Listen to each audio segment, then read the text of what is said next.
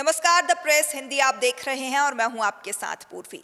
हाल के वर्षों में यह बहस फिर से जोर पकड़ रही है कि आखिर संविधान का असली रचनाकार कौन था, डॉक्टर अंबेडकर जिन्होंने ड्राफ्टिंग कमेटी की अध्यक्षता की या बी.एन. राव जिन्होंने प्रारंभिक कानूनी मसौदा तैयार किया। लेकिन इस बहस ने जोर तब पकड़ा जब ग्वालियर हाईकोर्ट बेंच में मई 2025 में डॉक्टर अंबेडकर की मूर्ति स्थापना की बात शुरू हुई।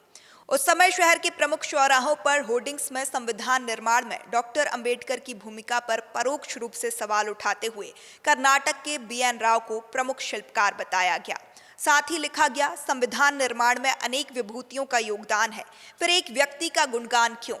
आग में घी तब पड़ा जब हाल ही में ग्वालियर हाईकोर्ट बेंच के एक वकील अनिल मिश्रा ने अंबेडकर को लेकर एक आपत्तिजनक टिप्पणी कर दी। देखते ही देखते सोशल मीडिया, अखबारों और समाज में एक सवाल फिर उठ खड़ा हुआ, बी.आर. अंबेडकर और बी.एन. राव की संविधान में क्या भूमिका थी। तो अब चलते हैं थोड़ा इतिहास की ओर। बी.एन. राव कानूनी ढांचे के शिल्पकार। बेंगल नरसिंह राव को संविधान सभा का संवैधानिक सलाहकार नियुक्त किया गया था।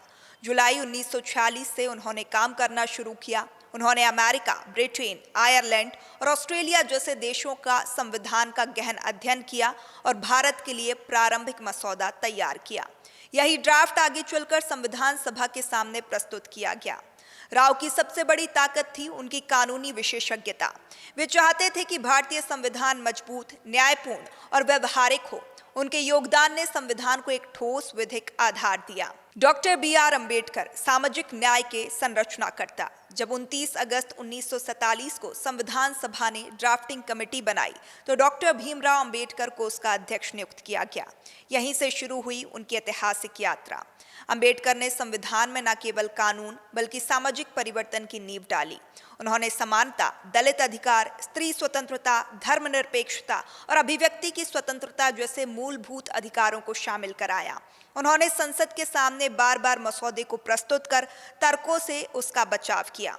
इतिहास यह बताता है कि बी.एन. राव और बी.आर. अंबेडकर की भूमिकाएं विरोध में नहीं बल्कि पूरक थीं। राव ने नींव रखी और अंबेडकर ने उस पर इमारत खड़ी की। अंबेडकर को संविधान का मुख्य शिल्पकार इसीलिए कहा जाता है क्योंकि अंतिम दस्तावेज उन्हीं की अगुवाई में बना, जिसे देश ने स्वीकार किया। अब देखने वाली बात होगी कि यह विवाद कहां तक जाता है। हालांकि ग्वालियर हाईकोर्ट बेंच के वकील अनिल मिश्रा पहले भी कई बार विवादित बयान दे चुके हैं, लेकिन इस बार मामला संविधान निर्माता पर था, इसीलिए गंभीर हो गया।